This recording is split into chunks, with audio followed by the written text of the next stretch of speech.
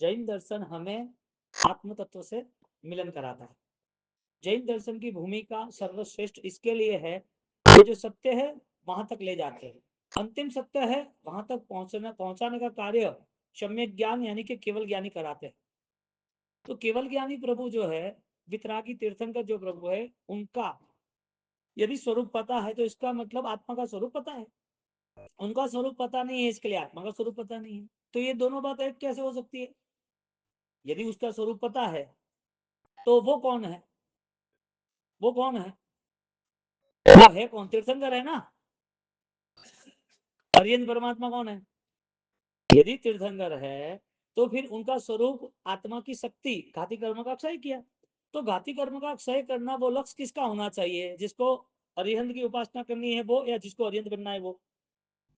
इसका मतलब ये हुआ कि कर्म के स्वरूप को जो जान सकता है वो अध्यात्म में जुड़ सकता है, क्योंकि कर्म का स्वरूप मेरा नहीं है, वो जानना ही अपने लिए एक शुद्ध स्वरूप की आराधना है। मेरा स्वरूप क्या है? दर्शन ज्ञान चारित्र मेरा स्वरूप।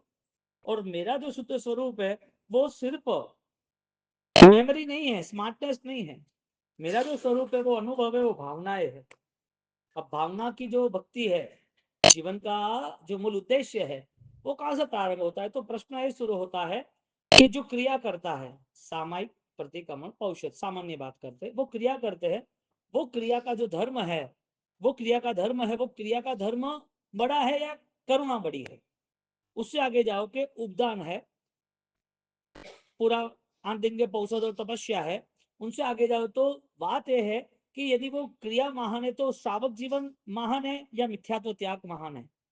शावक जीवन का कर्तव्य, शावक जीवन की क्रिया, साधु जीवन की क्रिया जो भी निभा रहे हैं, वो क्रिया निभाने का मूल उद्देश्य क्या था? मिथ्यात्व त्याग के बिना सम्यक दर्शन नहीं है, सम्यक दर्शन के बिना देश वीरति सर्ववीरति नहीं है, और वीरति के बिना वितराग परमात्मा का शासन नहीं है।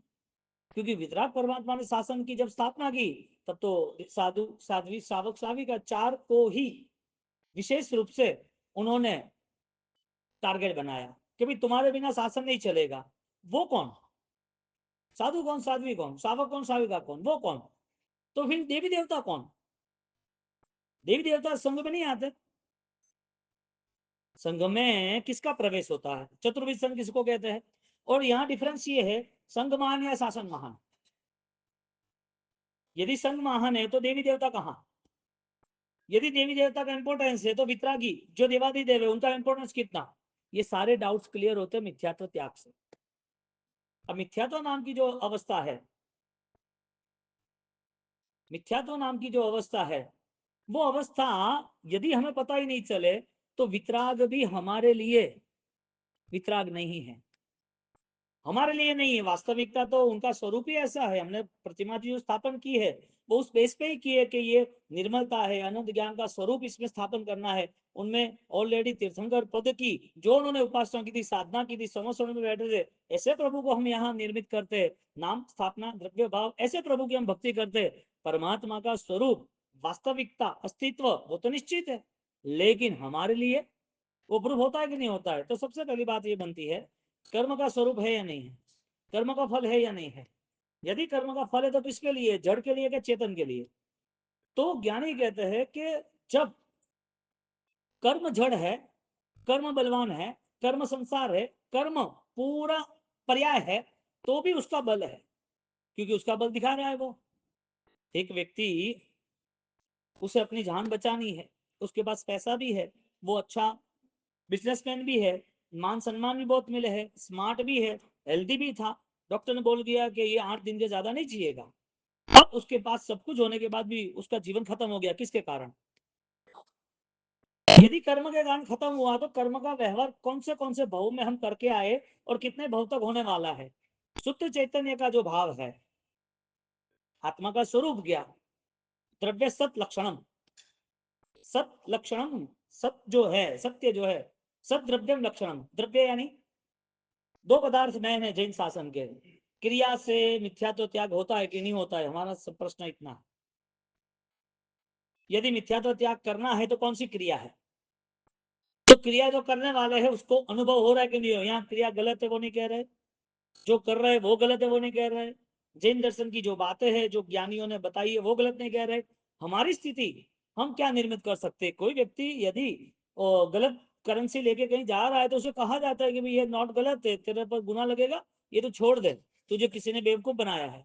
स्मार्ट आदमी उसको उपदेश देगा कि ये छोड़ दे, तू ये करेंसी सही नहीं है।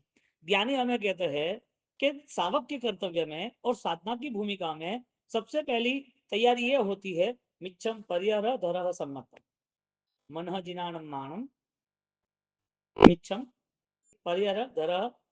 तो मन में मिथ्यात्व त्याग करने का परिणाम आता है। यदि मन में मिथ्यात्व त्याग का परिणाम आता है तो ऐसी कौन सी क्रिया है जो मिथ्यात्व त्याग करा सकता है। सामयिक है, प्रतिक्रमण है, औषध है, उपदान है, दमवाणु है। कौन सी ऐसी क्रिया है जो मिथ्यात्व त्याग ला सकता है। ज्ञानी कहते हैं दर्शन मोह विनाश जे निर्मल गुण था ते निश्चय संकित गई। द्रव्य मिथ्यात्व भी त्याग होता है तो भाव मिथ्यात्व त्याग नहीं हुआ तो नहीं चले। मेडिसिन तुमने पास में ही रखी, उसका पत्ता, हाँ मेडिसिन 10 टेबलेट्स है, उसका तुमने पत्ता पास में रखा, तो मेडिसिन पावरफुल है लेकिन वो दवाई ली नहीं तो बीमारी कहां से दूर होगी। धर्म आराधना यदि 2600 साल से चल रही है, जो करे बनते गौतम स्वामी के बाद परंपरा में जम्बू स्वामी के बाद यहाँ पर जब कुमारपाल पीथल मंदिर जाजन शाह दीदा शाह साल है, ये बस ये सारे लोगों के लिए जब करे मंदिर वही बनता है और आगे 21,000 साल तक करे मंदिर वही बनेगा, तो डिफरेंस तो नहीं आया क्रिया में। तो कौन सी क्रिया मिथ्यात्व का त्याग कराएगी। यानी कि क्रिया से मिथ्यात्व त्याग होता है या समझदारी चिंतन यात्रा ज्ञान दशा से मिथ्यात्व त्याग होता है। मिथ्यात्व त्याग होना चाहिए कि नहीं होना चाहिए। दवाई जो है वो क्यों है, बीमारी खत्म हो इसके लिए ना, कि इसके लिए। गाड़ी है तो किसके लिए लाई है तुमने, खाली वहां पर धूप दिया करने के लिए आई है। गाड़ी क्यों पड़ी है अपने पार्किंग में। आपने महंगी 50 लाख की कोई भी गाड़ी लाई तो वो आपके पार्किंग में रही है, आप 2 साल नहीं चलाओगे, क्या होगा। कोई भी चीज के पीछे उद्देश्य है। ज्ञानी कहते हैं कि क्रिया के पीछे उद्देश्य क्या है। क्रिया के पीछे यदि उद्देश्य है तो कौन सा ऐसा ज्ञान है जो तुम्हें इस क्रिया को बलवान बना देता है, तुम्हारी इस क्रिया तुम्हारी इस क्रिया को फलवान बना देता है। ऐसा कोई ज्ञान तो होगा कि नहीं होगा, कि नहीं है इस दुनिया में ऐसा कोई ज्ञान नहीं है।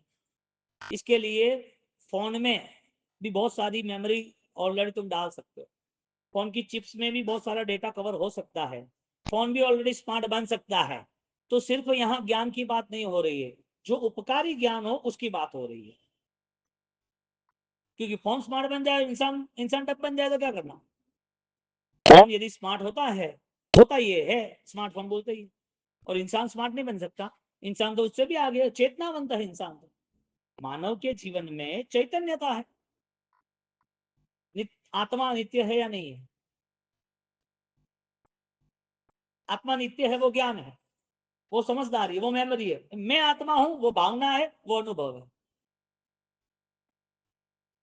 तो हम धर्म के साथ जुड़ना है, यदि धर्म की आराधना में जुड़ना है तो कौन सी ऐसी क्रिया है जो हमें इस भाव में ऐसा अनुभव करा देगा कि अब मेरी आत्मा को नए संसार में नए कर्म में नए कसाय में मुझे जाना नहीं है। ऐसी कैसी विशिष्टता होगी जैन शासन की जिसमें वो प्रवेश कर पाए। यदि नहीं कर पाया तो तैयारी कर सकते हैं, यदि कर पाया है तो आगे बढ़ सकते हैं। तो तय कौन करेगा। एक व्यक्ति, एक हॉस्पिटल है उसमें एक डॉक्टर भी है, एक स्पेशलिस्ट भी है, एक नर्स भी है, एक ट्रीटमेंट लेने वाला पेशेंट भी है और हैवी ट्रीटमेंट लेने वाला आईसीयू में भी है। हॉस्पिटल में सारी फैक्टर सारे यूनिट है, सारे लोग है। अब बताओ आप बेस्ट कौन है उसमें। डॉक्टर है। परेशान कौन है, क्योंकि पेशेंट है। कौन सा ज्यादा परेशान है, जो आईसीयू में है वो। यहाँ बात ये चल रही है, इस संसार के अंदर गुण स्थानक की व्यवस्था देखने जाए तो मिथ्यात्व में कौन है, समकिति कौन है, देश वृद्धि स्वरवृद्धि कौन है, साधक कौन है। ये एक संसार, इसे हॉस्पिटल समझ लो। हॉस्पिटल में अलग अलग जिम्मेदारी सबकी है। बीमार आदमी को दवाई लेने जिम्मेदारी है, जो नर्स वार्ड बॉय है उसको हेल्प करने की कैरिंग करने की जिम्मेदारी है, जो डॉक्टर नॉर्मल आना जाना होता है या उसको मालिक है वो उसका आदमी वहां बैठा रहता है वो बैठा रहता है, वो उनकी जिम्मेदारी है। किसी स्पेशल को कंसल्टिंग के बुलाया, ऑलरेडी उसकी फी पे की, तो उसकी अलग जिम्मेदारी है। हॉस्पिटल है, सबकी अलग अलग जिम्मेदारी है। दुकान है, ऑफिस है, घर परिवार है, सबकी अलग अलग जिम्मेदारी है। वो तो फाइनल है ना। तुम किसी को 20,000 पगार देते हो, किसी को 50,000 देते हो, किसी को सिर्फ आप गिफ्ट ही देते हो साल भर के लिए, भाई तेरा 11,000 तेरा बहुमान, तो तू वॉचमैन है 11,000 हमारा और से रख तू सारी पार्किंग की व्यवस्था करता है, सारी दुकानों का ध्यान रखता है। सबकी उम्र सेम होने के बाद सबके लिए ऑलरेडी सैलरी बेस अलग क्यों? घर परिवार में सब एक ही जगह पर खाना पीना बैठना उठना सोना, फिर भी सबकी जवाबदारी अलग क्यों? एक एसोसिएशन के अंदर मार्केट के अंदर तुम रहते हो तो सबको एक बेस दिया है, अलग अलग जवाबदारी क्यों? यहाँ ज्ञानी कहते हैं कि आराधना करने वाला जो है उसको सोचना चाहिए कि सबसे पहले मेरी जवाबदारी क्या, क्योंकि क्रिया बेस पर बहुत सारी कंट्रोवर्सी हो जाएगी, क्योंकि पूजा तुम्हारी 1 घंटे होगी और पुजारी की 6 घंटे होगी, तो तुम्हारे भगवान नहीं, भगवान पुजारी के, कंट्रोवर्सी हो गई ना। क्योंकि उपाश्रय के अंदर जो वॉचमैन है वो ज्यादा हमारे सबके दर्शन करते हैं, उसको ज्यादा हमारे सब याद करते हैं, कुछ काम हो तो वो आगे पीछे रहता है, वो भी सेवा करता है, तो ज्यादा निद्रा का लाभ उसे मिलेगा, तुम्हें नहीं मिलेगा। नहीं हो तो बासी मोरा है के वो गोमरा है के मोने लाभ मिली गया, तो थे यो विचार करो धन की लाभ मिली।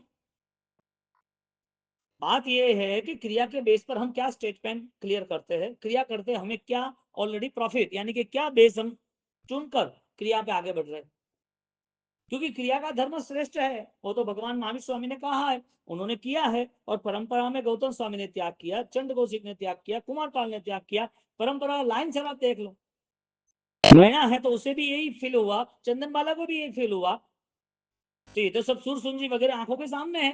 तो क्रिया का बेस यदि लॉन्ग टर्म से चल ही रहा है तो कौन सी क्रिया ऐसी है जो आत्मा को ऑलरेडी कहीं ना कहीं श्रेष्ठ स्थान पर ले जाए? अभी श्रेष्ठ स्थान पर है या नहीं है वो सोचना है, यदि है तो कैसे? मानव जीवन मिला श्रेष्ठ हो गया, किसके कारण? पुण्य के कारण।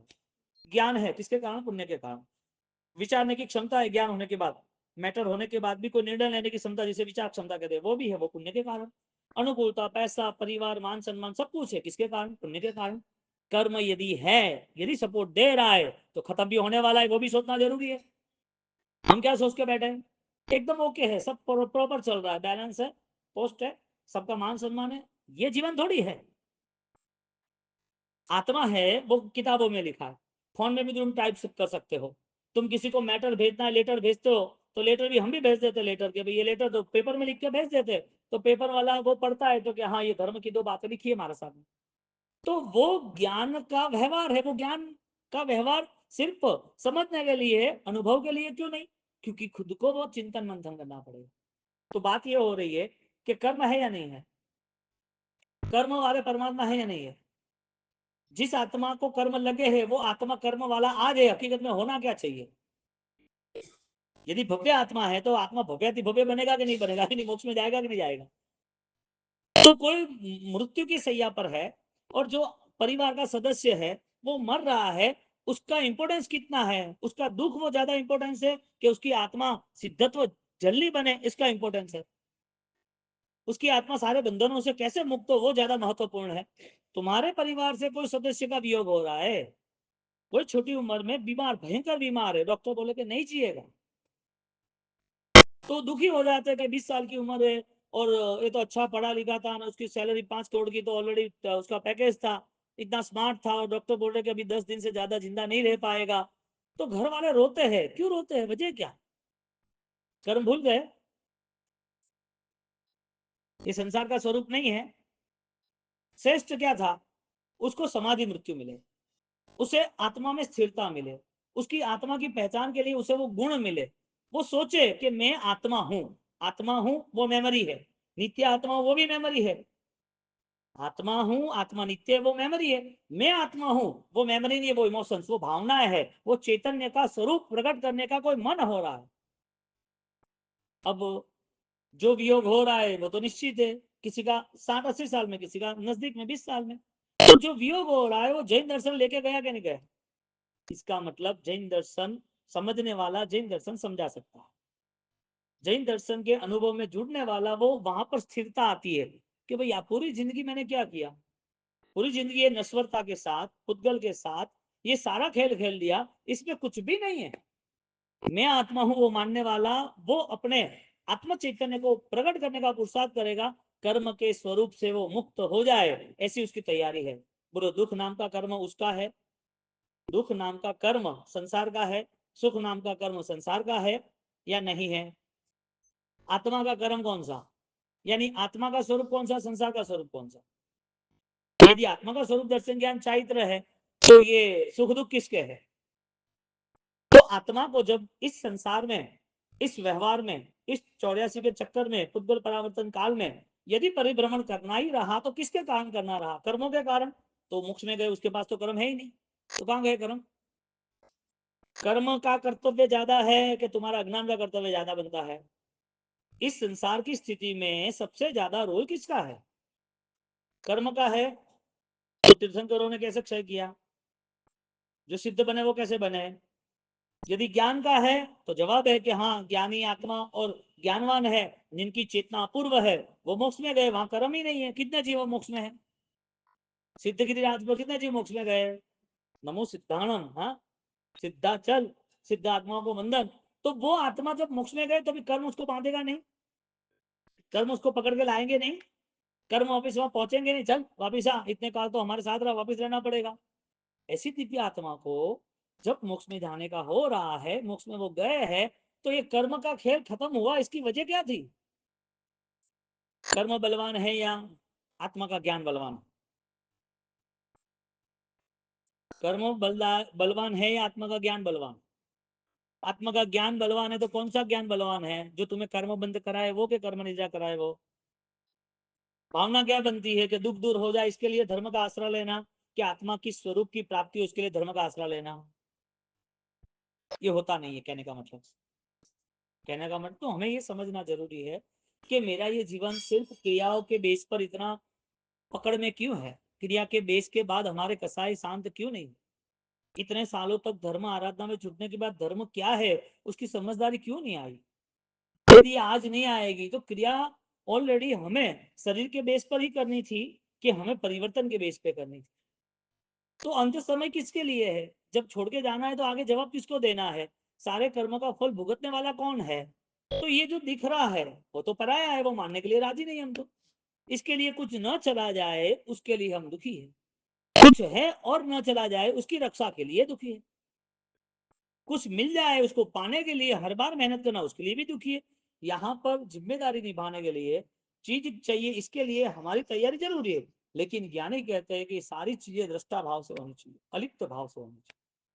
क्योंकि हॉस्पिटल में तुम्हारी एंट्री होती है और तुम्हें पता है, फोन आया है कि भाई अंतिम समय है, तुम जल्दी आ जाओ, माँ बहुत परेशान है और बहुत परेशान हो रहे हैं, तुम जल्दी आ जाओ। अब हॉस्पिटल बहुत बड़ी है, 5,000 बेड है, रूम्स वगैरह, और बहुत बड़ी स्पेशलिस्ट है, और वहां आपको जाना है, आपको पता चला 365 नंबर की रूम ऑलरेडी मेरी और 15वें माल रूम है, और वहां जाना है। आप सब कुछ देख रहे हो, आपको जब आना था तब आप रोड पे स्पीड से आए, ट्रैफिक कितना भी था फिर भी आपके मन में मदर, ट्रैफिक को पास किया, आपने कुछ भी सोचा नहीं, आपको किसी ने गाली दी सोचा नहीं, ट्रैफिक था, आवाज हो रही थी सोचा नहीं, आसपास का पूरा वातावरण अलग था, ब्लॉक हो गए थे, आपने दूसरे रास्ते जाके कुछ भी सोचा नहीं, आपकी सोच कहाँ थी? सिर्फ मदर को मिलना है।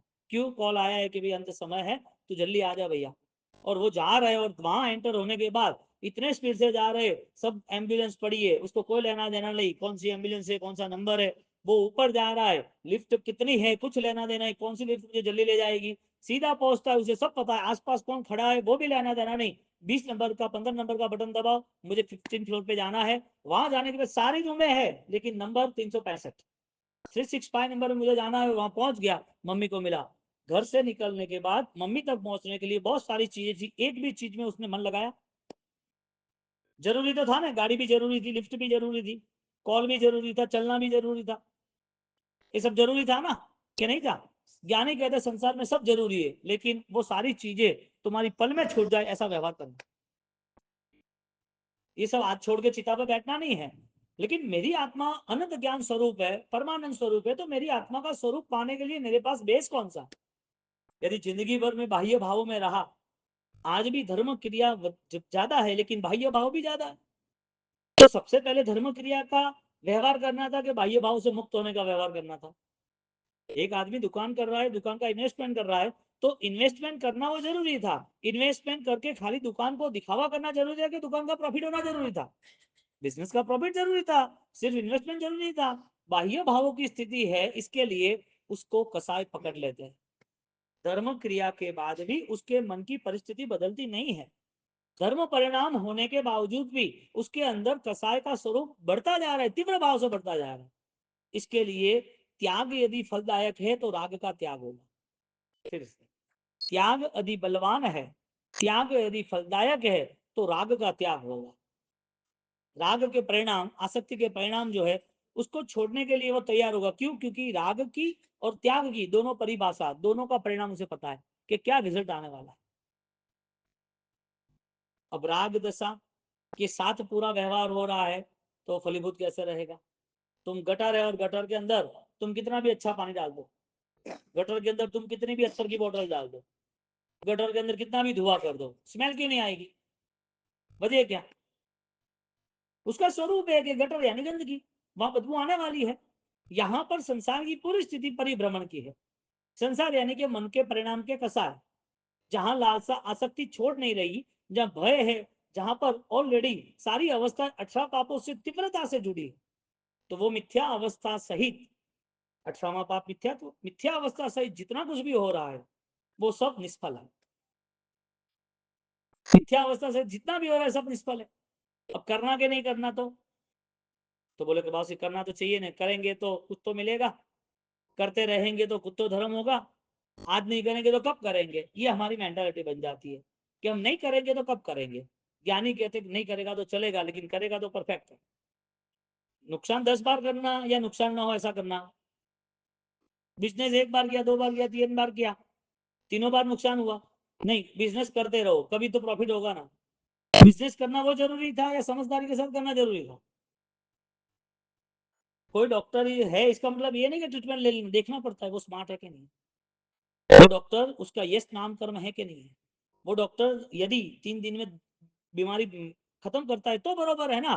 डॉक्टर है इसका मतलब दवाई करनी, बिजनेस है इसका मतलब करते रहना भले लॉस हो, धर्म क्रिया अच्छी इसका मतलब करते ही रहना कि चेक करना मिथ्या तो है कि नहीं, चेक करना चाहिए। तो ज्ञानी ने यहाँ 2 रास्ते बताए, एक कर्म चेतना, एक ज्ञान चेतना, 2 रास्ते बताए जीवन में सबके लिए, 84 लाख की गति में सबके लिए, कर्म चेतना और ज्ञान चेतना। कर्म चेतना क्या है? जो तुम्हारी दयनीय स्थिति। ज्ञान चेतना क्या है? जो तुम्हारी अधिकार की मालिक की स्थिति। इसका एग्जाम्पल, आप कोई बुजुर्ग है और वो वृद्धाश्रम में है, और वृद्धाश्रम में आप ऑलरेडी कंबल देने गए या फ्रूट्स देने गए, हाँ, अब आप बताओ आपके पास अलग अलग 5 फ्रूट्स है, आप तो वो मांगेगा वो दोगे कि आप दोगे वो ले लेगा? आप जो दोगे वो ले लेगा। एक अनाथ आश्रम है, अनाथ आश्रम में सारे बच्चे हैं, अब अलग अलग क्वालिटी के जैकेट या फिर स्वेटर वगैरह लाए, अब वो बच्चा जो है उसे तुम देने जा रहे हो तो वो लेना ही पड़ेगा उसे। अब वहां पर जो 100 बच्चे अनाथ है, और 100 के 100 बच्चे अनाथ है, उसको कोई चॉइस है वहां पर? जो देगा वो लेना ना। यहाँ पर कर्म का फल ये है कि कर्म के कारण तुम्हें जो मिलता है वो तुम्हें मैनेज करना पड़ेगा। तुम अपाई जुए क्या कर सकते हो? पागल हो गए क्या मैं कर सकते हो? नुकसान है, पता ही नहीं चला रात भर का। सुबह तो तुमने ऑलरेडी जो 5 करोड़ की दुकान थी वो 2 करोड़ में ले ली, तुमने तुरंत माल जमा दिया, मुहूर्त कर दिया, और माल जमा के मुहूर्त करके चालू ही करना था, तुमने कोई बीमा में तो लिया नहीं, तुमने बोला सस्ते में सब हो ही गया है, 10 करोड़ की जगह 3 करोड़ का काम हो गया, और 3 करोड़ जल के खाक हो गया दूसरे दिन, तो पता ही नहीं चला कि कहां से आग आ गई। अब क्या करोगे तुम? तुम्हें सोचा क्या था? कर्म चेतना, कर्म का फल, कर्म ने ये सब किया कि नहीं किया? कर्म का रिजल्ट है या नहीं है? क्योंकि आप कर्म का रिजल्ट मानेंगे तो पता चलेगा कि कर्म के रिजल्ट को मुझे बदलना है, किसके द्वारा? ज्ञान चेतना के द्वारा। तो दोनों बेस है, एक बेस पर विदाउट डिमांड सब एक्टिवेट हो जाता है। आपने मांगा था ये जीवन, your choice is the birth. जीवन जो मिला है, जन्म जो मिला है, विद चॉइस है कि विदाउट चॉइस है? क्यों? ये कर्म का फल है। आगे जो जीवन मिलेगा वो किसकी वो किसका नतीजा है? कर्म का नतीजा कि ज्ञान का नतीजा? ऐसा थोड़ी कह सकते ऐसा कैसे पॉसिबल है? नहीं, जैन दर्शन हमें ज्ञान चेतना से जोड़ता है। इसका मतलब ये है कि जैसे मृत्यु होती है जन्म प्रारंभ वैसा होता है। इसका मतलब कि ये जीवन यदि जैन दर्शन के मुताबिक हो, यदि नहीं है लेकिन अंत तो जैन दर्शन मुताबिक होना ही चाहिए। जन्म मिला तो हमें पता नहीं था, ज्ञान नहीं था, जन्म मिला उसके साथ हमें ध्यान नहीं था, कई सालों तक हमें पता नहीं होता कि विराधना क्या है, पाप क्या है। कुमार पाल 55 साल के बाद टर्न हुआ, चंडकोशिक उसे ऑलरेडी पास्ट मेमोरी क्रिएट हुई, तब पता चला कि अरे अब तो मुझे नहीं करना। ज्ञान चेतना उसे अलर्ट कर देता है। उसकी ज्ञान की मात्रा, ज्ञान की ताकत, उसकी भावनाओं में जब बल आता है तो वो अपनी जिंदगी को और नई सजा देता है और नई प्राण पूर देता है अपने जीवन में। क्यों पूर देता है? वजह क्या? क्योंकि अब उसका डिसीजन चेंज हो गया। जो डिसीजन पैसा कमाने का वो डिसीजन त्याग का हो गया, दान करने का। जो डिसीजन भोजन करने का था वो डिसीजन अभी तब का हो गया। वो जो डिसीजन लड़ाई झगड़े के थे वो डिसीजन अभी मन बड़ा कर रहे, लेट गो करने का थे। जो डिसीजन में संकलेश था अब उसे मान लिया कि अभी इसके साथ में बदला लूंगा तो कर्म तो ऑलरेडी मेरे साथ इतना बदला ले ही रहा है, तब तो मुझे ऐसे लोग मिले। मेरा संकलेश प्रारंभ है, मेरे साथ कुछ गलत हो रहा है, मेरी ईर्षा निंदा कर रहे, मेरी जिंदगी में बहुत सारी प्रॉब्लम्स है, वो सारी किसी के साथ जुड़ने से है, तो ये कर्म का फल है। अब नया कर्म क्यों करूं? ये चेंज कहां से आया? ज्ञान से आया। कैसे आया? अब ज्ञान आता है, ज्ञान चेतना का प्रारंभ होता है, तो अंतिम मृत्यु में भी वो हाजिर हो। इसका मतलब कि दुख तुम्हारा नहीं है, सुख भी तुम्हारा। दुख को दूर करने की कोशिश की, इसका मतलब तुमने पाप का विरोध किया। पाप का, लेकिन तुम्हारा विरोध नहीं चलेगा। फिर से, दुख को दूर करने की कोशिश करना, पाप का विरोध किया। अब तुम पाप का विरोध, दुख का विरोध कर रहे हो, दुख नहीं आना चाहिए ऐसा सोच रहे हो। तो तुम ऐसा सोच रहे हो कि मुझे दुख नहीं आना चाहिए, तो इसका मतलब यह है कि दुख कहां से आता है वो अभी तक सेंट्रल हाथ में नहीं आया। दुख का विरोध एक, दुख में समाधि दो, सुख की लालसा तीन, सुख में वैराग्य चार। ये चारों में दो बेस्ट है, दुख में समाधि और सुख में वैराग्य। ये दो गलत है, दुख में विरोध और सुख में लालसा। ज्यादा क्या है? कर्म चेतना, कर्म का फल, कर्म की सोच, यानी कि कर्म ही सारा व्यवहार हमारे साथ कराता है। दुख आया क्या करेंगे? विरोध। तो फिर प्रभु महावीर ने तो किया नहीं, इनके बाद चंदन वाला ने किया नहीं, उनके बाद आज भी कई आपके आंखों के सामने संत है सब, वो भी नहीं करते। तो पास्ट की बात छोड़ो, आज भी लाइव है ना। ये यूनिवर्सल लॉ है। दुख का विरोध कौन करता है? जो ऑलरेडी अपनी ज्ञान शक्ति को प्रकट नहीं करता इसके लिए। क्योंकि दुख के समय में समाधि रहनी जरूरी थी, क्योंकि दुख के समय में उसको पता है कि सब मेरा क्रिएशन है, पास्ट में मैंने दुख दिया था इसके लिए मुझे दुख मिला है। आप इतना सोचते हो कि दुख में विरोध नहीं करना है, इसका मतलब किसी को दुख नहीं दोगे, वो भी प्रॉमिस अपने आप को कर रहे हो। Is the self commitment. मुझे किसी को दुख नहीं देना है, मन वचन काया से। और मैंने जो मन वचन काया से जो पाप किए हैं, त्रिदंड विरयाणम, मननम वाय कायणम, बोलते हैं ना, मन वचन काया से मैंने जो विराधना की वो सब विसर्जन करनी है। तो दुख में विरोध होता है कि नहीं होता है? इसका मतलब कर्म जो है वो हमें ऑलरेडी दुख देता है कि नहीं देता है? तो कर्म दुख देता है तो कितने समय तक देता है? तो एक हिस्सा ये बन जाता है कि कर्म यदि दुख देता है तो उसकी धर्म भावना से उस कर्म को समाधान करना चाहिए, कर्म के साथ कॉम्प्रोमाइज करके फ्री कर देना चाहिए। कोई पेमेंट मांगे तो देना चाहिए कि नहीं देना चाहिए? आपने ऑलरेडी लिया है, ऑलरेडी उधार है, आपके नाम से कर्जा है, तो आपको दे देना चाहिए। नहीं मैं नहीं दूंगा, नहीं देगा तो आगे पीछे उसको आता है कैसे निकालना है पेमेंट, देना है कि नहीं देना पेमेंट। कर्म का पेमेंट है कि नहीं है, दुख का और सुख का। दोनों में तुम कहां हो? दुख में क्या बनता है हमारा मन, सुख में क्या बनता है हमारा मन। क्योंकि जो आत्म चेतना है, आत्मा की शक्ति जो ज्ञान है, वो ज्ञान को इससे कोई लेना देना ही नहीं था। क्योंकि सारा पर्याय का जो सुख है, नश्वर जो सुख है, वो सारी सुख की स्थिति वो ऑलरेडी तुम नहीं चाहो तो भी बदले, क्योंकि ये कर्म का फल है। तो 20 साल की उम्र में डेथ हो सकती है, 8 साल की उम्र में हो सकती है, 6 साल की उम्र में हो सकती है, गर्भ में हो सकती है कि नहीं हो सकती है। देवलोक की दुनिया है, 33 सागरों पंख के बाद भी छूट सकती है। नरक की दुनिया के भयंकर दुख, ऑलरेडी कोई भी हेल्प नहीं करने वाले तो भी वहां से ऑलरेडी आत्मा निकला कि नहीं निकला है, ये कौन कर रहा है? और इतना सहन करने वाला आज सहन नहीं कर सकता। नहीं चाहा था इतना सुख तो भी वो छूट गया, लालसा थी भी, तो कर्म ने छुड़ा दिया है। तो कर्म द्वारा छूट सकता है कि ज्ञान द्वारा छूट सकता है? यानी मन के परिणाम जो है उसे स्थिर करना है, तो हमारे पास चेतना कौन सी? हमारे पास चैतन्यता जो है, हमारा प्राण जो है, हमारा सामर्थ्य वो कौन सा? तो जब भी जीवन के अंदर घटनाएं घटित होती है, तब हमारी अवेयरनेस क्या है वो हमें चेक करनी चाहिए। नॉर्मल तो सांप भी एकदम अच्छा ही लगता है, वो जाए तो दूर है ना, सांप जा रहा है, वो तुम्हें काटेगा नहीं, लेकिन छनछेड़ोगा तो काटेगा। ज्ञानी कहते हैं कि जब घटना सामने आती है तब तुम्हारा बैलेंस क्या है। अभी तो मैं तुम सब अच्छे ही लग रहे हैं ना, लेकिन मन में जो छिपा होगा, जो स्टोरेज है, जिस घटनाओं से, जिस विचारों से तुम ब्लॉक हो चुके हो, वो वापस बाहर आएगा, क्योंकि स्टोरेज में था इसके लिए बाहर आया। तुम्हारा मन ऑलरेडी ये बात क्यों कर रहा है, तुम्हारे मन में नेगेटिविटी क्यों है, मन में ईर्ष्या निंदा क्यों है, आवेश क्यों है, बदला लेने की भावना क्यों है, गलत किसी का हो, चालबाजी, दंभ, कपट आया कहां से? अभी आपको मैं पूछूंगा, तुम फ्रेंच में बोलो, चाइनीज में बोलो, तो बोले कि हमको तो कुछ आता ही नहीं है। नहीं आएगा, कैसे आएगा, तुमने सिखा ही नहीं है। ये सब सिखाया किसने? 18 पापों का व्यवहार। आज का है कि अनंत काल का है? तो सबसे पहले क्रिया ने हमारे साथ क्या व्यवहार किया, क्रिया हुई तो हमारे आत्मा को क्या मिला, क्रिया होने के साथ मिलना क्या चाहिए, क्रिया के साथ हमें क्या मिला, या तो क्रिया ने हमें क्या दिया, होना क्या चाहिए।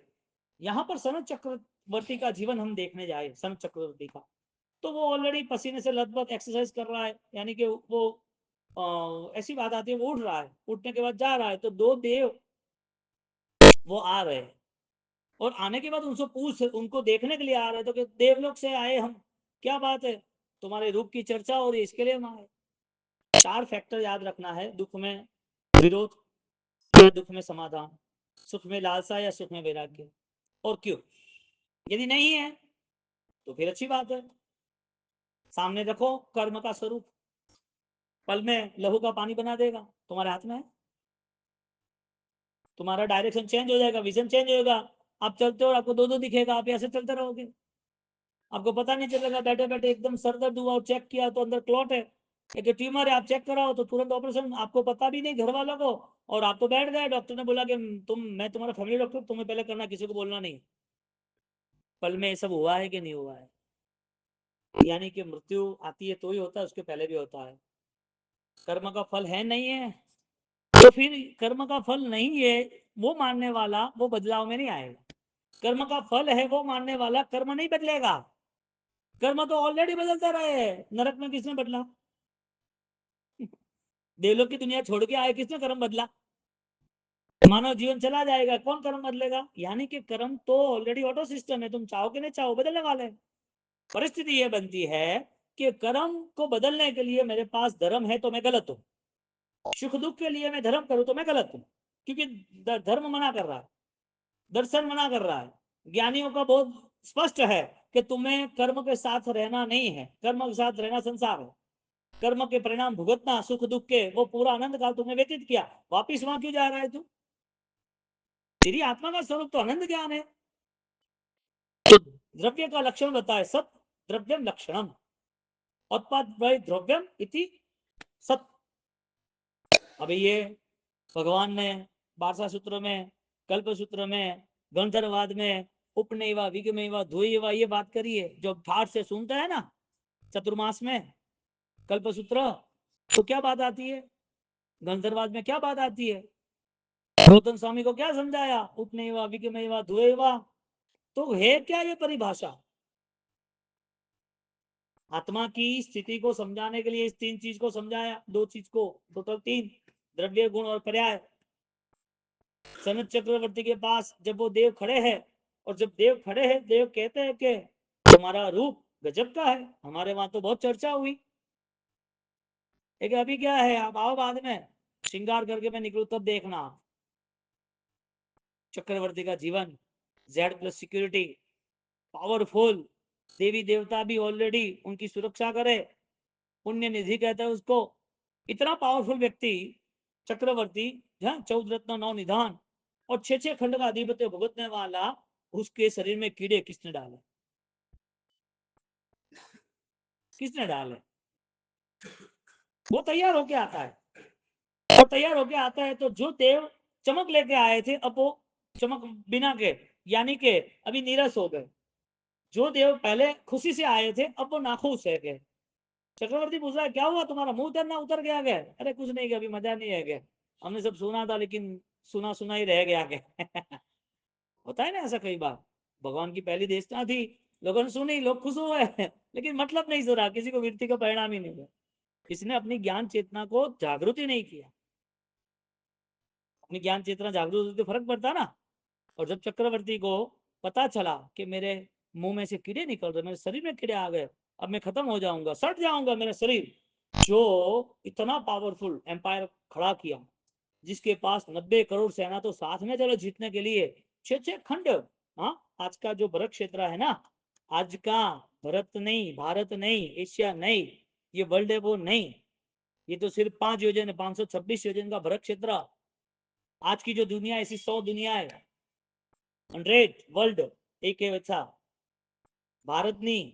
भरत क्षेत्र की बात है, भरत एरावत महादेव, 526 योजन उसका वो अधिपति, कितना बड़ा एम्पर, कितना पावरफुल, कितनी प्रॉपर्टीज, और इतनी सामर्थ्यता के बाद, उसकी इतनी सिक्योरिटी के बाद, देवी उसके आसपास, नवनिधि उसके आसपास, 14 रत्न उसके आसपास, इतनी ताकत होने के बाद उसके शरीर में कीड़े किसने डाले? ये तो हम मानते नहीं है। हमें तो बाउसी स्टोरी है तो मजा आवे, बाउसी आया है तो हम ले गए, बड़े का कौन हैंग बाउसी आवे जाए भणो तो अच्छू है। परिणाम में बदलाव ना आना, इसका मतलब धर्म के साथ आत्मवंचकता, धर्म के साथ छेड़छानी करना, सीधी बात है, धर्म की हत्या करना, धर्म की आसाधना करना। क्यों परिणाम में बदलाव नहीं लाना? जो भावना ज्ञानियों ने बताई है, 16 भावना, उसमें बदलाव क्यों नहीं लाना? एक कर्म चेतना के कारण एक गरीब और अनाथ और वृद्धाश्रम में कोई देता है तो लेना पड़ता है। कर्म हमें कुछ देगा तब हम लेंगे, कर्म हमें दुख देगा तो लेंगे, सुख देगा तो लेंगे, और हमको चाहिए वो उसका आधार धर्म बनाना, इतना महापाप। धर्म है किसके लिए? सबको पावो प्रणाशनो, बोलते हैं ना नमस्कार महामंत्र में। तो हमारी आत्मा का स्वरूप जो है वो तो शुद्ध बुद्ध है, पापों से मुक्त होना है। अब सुख को पाप मानना ही, सुख जो है उसे पाप ही नहीं मानना। धर्म क्रिया जो हो रही है और वो मिथ्या भाव में हो रही है, वो उपकारी नहीं है, इसके लिए नई अच्छी श्रेष्ठ धर्म क्रिया नहीं हो रही है, वो दुख भी नहीं है। धर्म क्रिया और ये माता का आनंद है उसको। छोटे बच्चे को यदि वो रोता है, कुछ छोटी चीज दे तो खुश हो जाता है ना, उसमें बड़ी बात थोड़ी है। उसका लक्ष्य ऑलरेडी बदल जाता है। रोता है तो उसे कुछ देते तो रोना जो चल रहा था वो खत्म हो गया। उसको खिलौना दे देते, कुछ खाना का दे देते, उसे बोलते देखो देखो देखो वो पिजन है, पिजन है, कबूतर है, ऐसा करके समाज समझाकर उसका पूरा मन बदल देते हैं। यहाँ पर कर्म सत्ता सुख देती, दुख देती है, पूरा मन अध्यात्म से बदल जाता है। जो कुछ भावनाएं प्रकट हुई थी परमात्मा को देखकर, अनुष्ठानों को देखकर, कुछ ज्ञान के मात्रा से कुछ भावनाएं प्रकट हुई थी, वो सब मन बदल गया वापस, वो परिणाम नहीं आया।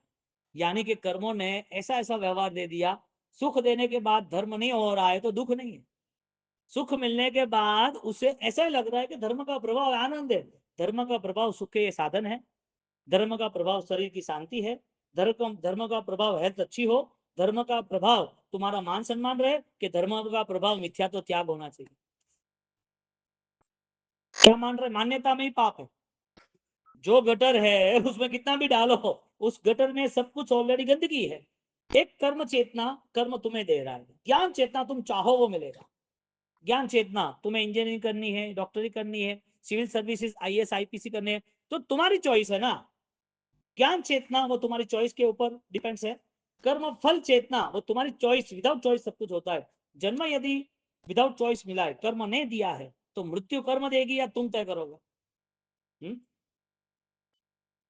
ज्ञानादिक गुण संपदा रे, तुझ अनंत अपार।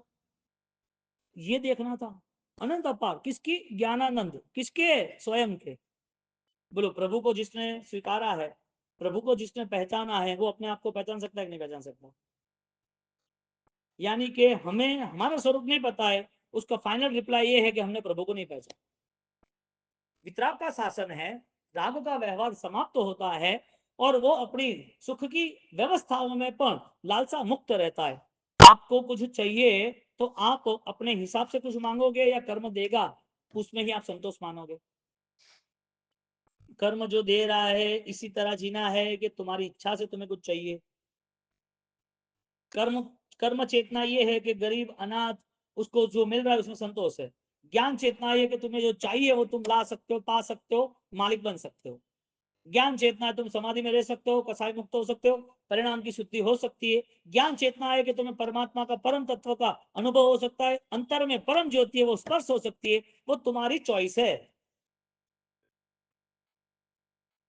जिंदगी के कई साल चले जाए, हमें पता ही नहीं हो कि क्रिया का फल क्या है। कितना समय व्यतीत हो जाए फिर भी हमें जैन दर्शन के करीब आने का मौका ही नहीं मिले, यह कैसी व्यवस्था। यानी कि आज हमारी चॉइस क्या है, सनत चक्रवर्ती उसको यदि सामने रखे तो हमें यह निश्चित पता चलता है कि ग्रंथि भेद के बिना, यानी कि सम्यक भूमिका के बिना ये जीवन मंगलकारी नहीं, ये जीवन ऐसे ही चला जाएगा। वृत्ति परमात्मा ने क्यों ली, नहीं लेते तो भी डिक्लेयर तो हो ही गया था, डिक्लेयर नहीं हुए थे, डिक्लेयर तो हो ही गए थे कि भाई हाँ ये तीर्थंकर बनने वाले हैं, अभिषेक तो उनके ही हुए थे, देवी देवता लेने आए थे। जे जन्मता पहला जो 64 इंद्र जहने वंदता, गर्भ में आए परमात्मा का वंदन किए और लेने आए, माता आप आदेश दो, हमें परमात्मा के अभिषेक करने लेने जा रहा है। मेरे ऊपर लेकर गए लाख योजन के, without any message, auto system सब हो गया। किसने किया, उन्होंने बोला मुझे लेने आओ, उन्होंने बोला मेरे ऊपर पे ले जाओ, उन्होंने बोला सब सजाओ, उन्होंने बोला नाचो गाओ, बोला कुछ तो ऐसा कैसे अनाउंसमेंट किया, सुबह सुना दे घंटो ना दे। हाँ, किसके कारण हुआ, ज्ञान चेतना के कारण, कर्म चेतना के कारण। उनकी ज्ञान चेतना उनके लिए उपकारी थी, लेकिन उनका कर्म इतना प्रबल था कि ऑटो सिस्टम सब चेंज हो गया। मजे की बात यह है कि कर्म का फल मिला, लेकिन उस कर्म के फल के आगे वो कहीं झुके नहीं, क्योंकि पूर्व का काल उनको पता था कि मेरे सारे सुख मुझे दुखदायी साबित हुए हैं, मेरी सारी अनुकूलताएं धर्म के द्वारा, यानी कि धर्म से वंचित रखा है मुझे। तो हमारा लंबा समय यदि यही चला जाए तो जैन धर्म ने, जैन दर्शन ने हमें दिया क्या, हम कौन से ज्ञान से आज क्रिया कर रहे हैं, या तो कौन सा ऐसा ज्ञान है जो हमें सुकून दे, शांति दे, समाधि दे, हमें सम्यक दर्शन दे, कौन सा ऐसा ज्ञान है हमारे पास। यदि कोई ज्ञान है तो वो हॉस्पिटल वाला, एक की टारगेट, जवाबदारी सब निभानी है, लेकिन वो पराई है, मेरा कुछ भी नहीं है, निभाना है वो निभा लेंगे, लेकिन अंतर्मन से वो जागरूक बनता है। सनत चक्रवर्ती, उसे पता चला कि इतने सारे कीड़े निकल रहे, ऐसा ये शरीर है, कितना पल लगा उसको, कितना उपदेश चाहिए उसको, कौन सा मुहूर्त चाहिए उसको, सनत चक्रवर्ती के लिए कितनी कितनी व्यवस्था बनानी पड़ती उन लोगों को, उनके रोग दूर करने के लिए। और रोग दूर हुआ किससे, दवाइयां साथ क्यों नहीं देती, कर्म बलवान है इसके लिए। स्वजन और पैसा भी साथ क्यों नहीं देता है, कर्म बलवान है इसके लिए। स्पेशलिस्ट डॉक्टर है फिर भी रिकवरी क्यों नहीं होती, कर्म बलवान है इसके लिए। तो कर्म बलवान है तो तुम चीखोगे, चिल्लाओगे, दुखी होगे क्या, दुख के समय में दर्द है या दुख के समय में समाधि है। दुख ना आए इसका आयोजन है, किसी को दुख देने का प्लान है, ये जैन दर्शन तो मानता ही नहीं है। तो हम क्या कर रहे हैं, हम मन से दुखी, शाम वो एडो है ना यूं कीधु ना तो यूं जे के का कहूं मैं, अरे का कहूं मैं थोड़े तो पंच क्यों बने, ये जैन दर्शन कहाँ है। बाह्य भावों से जो जुड़ गया है वो कभी भी अपने अंतर्भाव से, धर्म क्रिया से नहीं जुड़ पाता, कभी नहीं जुड़ पाता। और बाह्य भावों से जुड़ने वाला जीव वो धर्म क्रिया कर रहा है, लेकिन धर्म फल नहीं मिल रहा है उसे, क्योंकि धर्म फल है निष्कसाय अवस्था, कसाय मुक्त होने की अवस्था। जितने जितने परिणाम है उस परिणाम का निरीक्षण करके उस परिणाम का विसर्जन करना, ये हमें हर संवत्सरी में मैसेज मिलता है, हर समय पे हमारे सामने एक व्यवस्था आती है। तो फिर परिणाम के लिए हमारी ज्ञान चेतना जरूरी है। शरद चक्रवर्ती की ज्ञान चेतना जागरूक होगी। कितना पल लगा 6 खंड को छोड़ने में, उनके निर्णय में कौन बीच में आया, उन्होंने जो निर्णय लिया वो कच्चा था या पक्का था, उनका निर्णय उसको फलदायक बना के नहीं बना, उन्होंने जो निर्णय लिया था उसमें कोई सलाहकार थे कि नहीं थे। इसका मतलब ये है कि धर्म स्वतंत्र इज द फ्रीडम फाइटर, जिसे धर्म करना है वो अपनी सोच के आधार पर, अपने अस्तित्व के आधार पर निश्चय यानी कि उपादान के कारण करेगा। किसी को देख के धर्म नहीं होता, किसी ने कुछ किया और मैं भी कर लू तो एक धर्म नहीं है। धर्म यानी सर्वतंत्र स्वतंत्र, सर्व जगह पर तुम्हें बंधन रहित स्वतंत्र फ्रीडम बना देता है। ऐसी धर्म आराधना परम सौभाग्य से मिलती है, और ऐसी आराधना करने वाला जीव वो अपने कल्याण को निश्चित कर देती है।